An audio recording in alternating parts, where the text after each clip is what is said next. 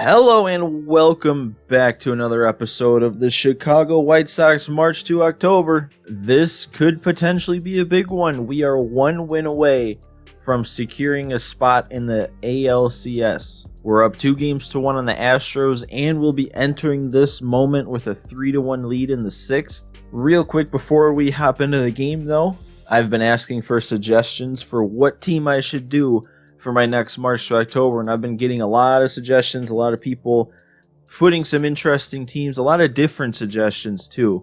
So it's going to make it a little tough to decide, but I'll find a way, I'll find some way to decide which team I'm going to do based on your suggestions. So keep letting me know what teams you'd like to see in those comments. And also, I don't usually bring it up at the beginning of videos, but we are very much closing in on 200 subscribers. Last time I checked, it was like 5 away. So if you haven't yet and you've been watching this series, hit that subscribe button so that you can see the rest of this series in your subscription feed. And once this series turns into a franchise mode, you won't miss that, along with once we start up the next March to October with whatever team it's going to be. But enough about that. It is time to lock this series up. So the White Sox have put themselves in a pretty good position in this series. And for more on that, here's our reporter on the field, Heidi Watney. Well, thanks, Matt. After having won Game 3, they now have a chance to wrap up this division series with a win here today. Although they know that is no easy task. Their opponent is up against the ropes, and so they expect a really tough fight in this one. Winner-take-all games, like a potential Game 5 in this case, are fun for all of us, but this ball club wants no part of that. They say they want to play like they are facing elimination in this one instead of the other way around. Well, I don't really understand what was going on with those graphics there. It showed our head-to-head stats in this series. Everything seemed right except for the ERA. I think they might have had it flip-flopped because there's no way that, I mean, it's literally impossible that we're giving up more runs per 9 innings than they are. But they have Jose Urquidy, I think that's how it's pronounced, on the mound, and we get a base hit right away with Tim Anderson. That's a good way to start this off. I don't want this game to even be close. The last 2 games haven't even been close that we've won, so I want to keep that trend going. I don't want to have any pressure in this one. And Eloy draws the walk, so we're going to have 2 runners on here with nobody out, and so far the postseason MVP, Yoan Moncada, coming to the plate. They're taking the pitcher out. They know not to leave him in. They did that last game with Greinke. Took him out in the 6th when Yoan Moncada was coming up to the plate. It's probably a smart decision because so far in this series, at least as far as I know, Yoan Moncada has 3 home runs with 2 doubles, and he also has 8 runs driven in. So he's looking to add to that right now. Brian Abreu coming out of the mound. I don't even think I've heard of this guy before. Oh, man. He challenged me with that fastball, and he won. Oh, I need to be turning on that, especially with Moncada. I cannot be popping that up. We got to rely on Edwin now. Let's get a run around at least. Come on. And did they... Okay. I thought that might have been a grounder, but it was a line out.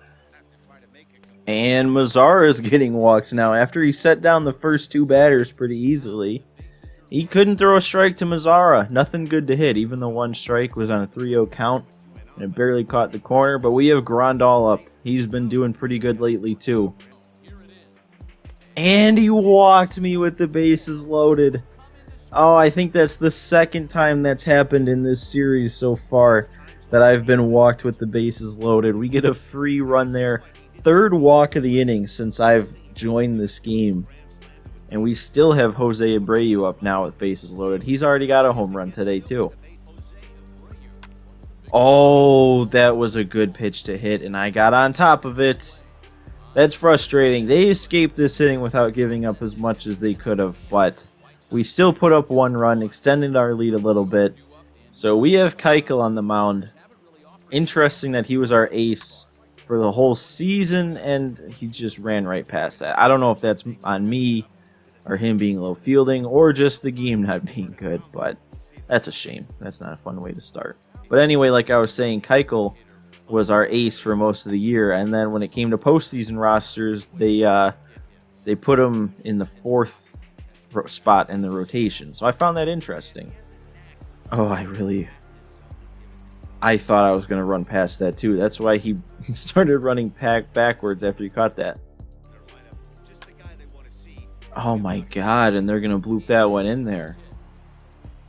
Oh man, they're just getting cheap hit after cheap hit this inning. They almost got another cheap hit, the one before that too. No, dude. What is this? I mean, I can't leave Keuchel in.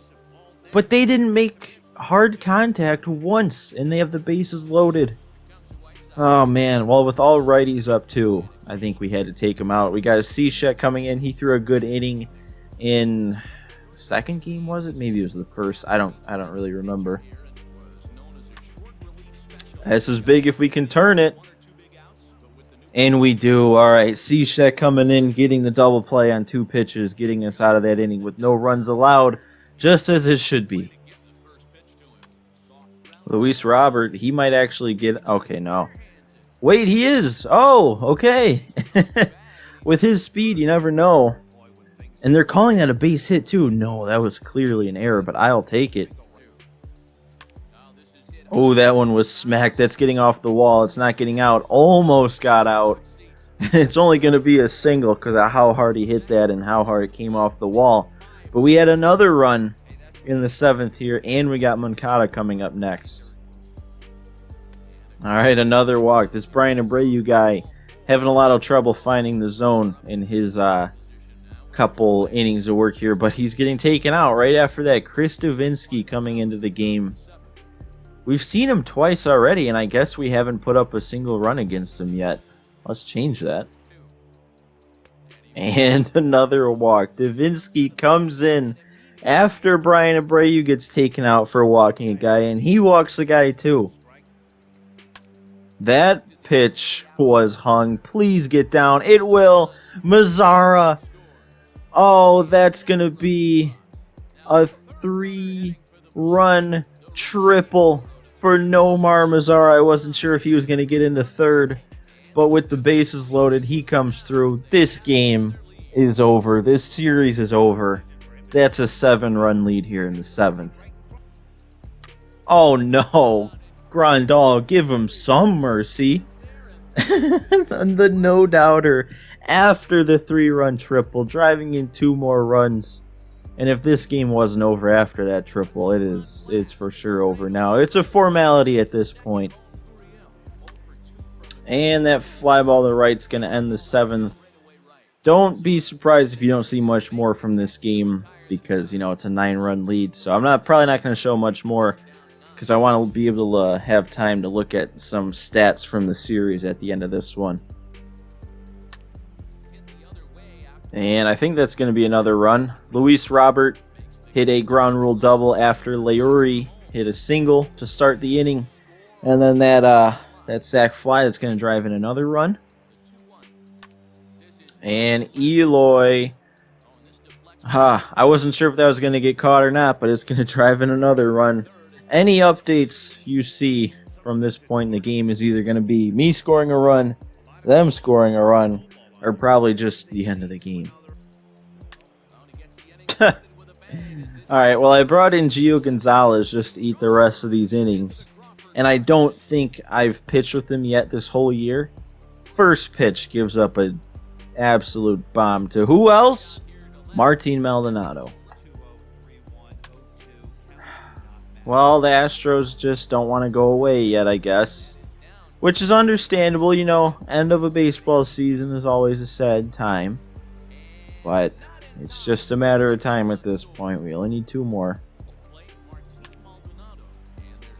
Oh, and Maldonado making things difficult, but the dive from Leury, knocking it down, firing it to first, ends this game, and officially we have won this division series against the Astros. The Astros were a loaded team. It was a great test for us to see if we were really ready to take that step.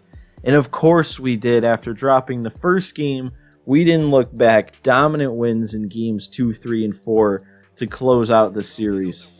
And I accidentally backed out of the game while the announcers were still talking. So they're still going for it, even though we are well out of the game screen. But we add to our momentum. I don't know if it matters at this point anymore. But it looks like we got more rewards here. The only thing I'm really concerned about with this screen is it gives us that ALCS preview.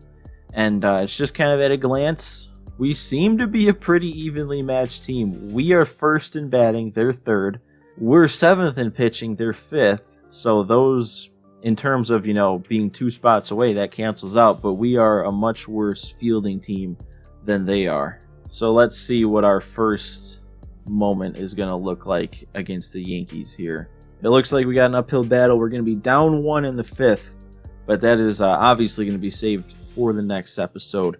Right now, though, I want to look at our stats after the first series there. So I don't think these stats are going to be broken down series by series, but since these are just playoff stats in general, these are all from that series we just played.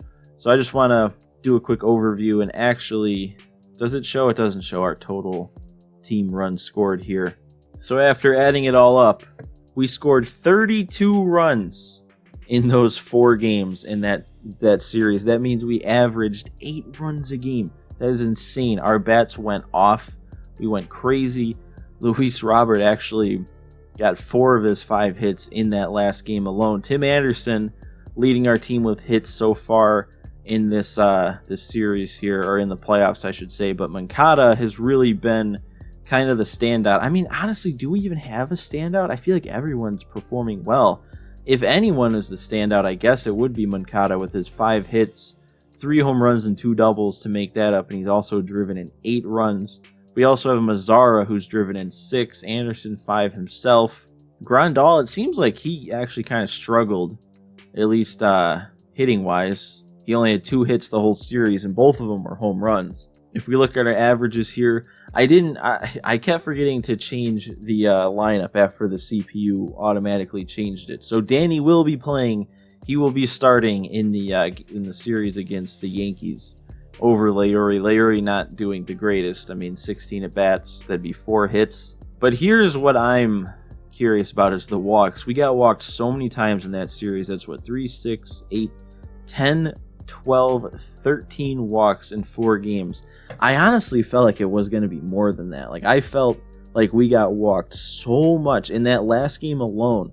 In just the 4 innings I played, I think I got walked 7 times.